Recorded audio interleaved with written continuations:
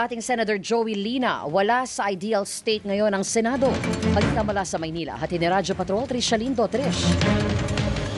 Rika, nanawagan si dating Senador Joey Lina na resolbahin na agad ang problema ng mga senador sa kabila ng kanilang pagkakaiba-iba.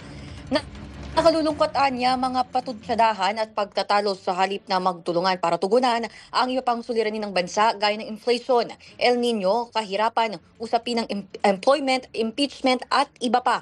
Taumbayan anyang naiipit at naghihirap kung magpapatuloy ang ganitong sitwasyon sa Senado. Maukit rin anya sa kasaysayan ang namang performance o legacy na iiwan ng mga nakaupong mambabatas.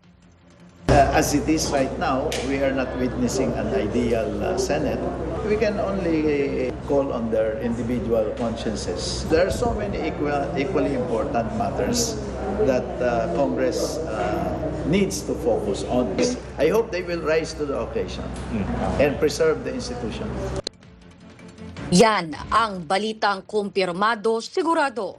Ito ang Radyo Patrol, Trisha Lindo, DZMM. Maraming salamat, Trisha Lindo.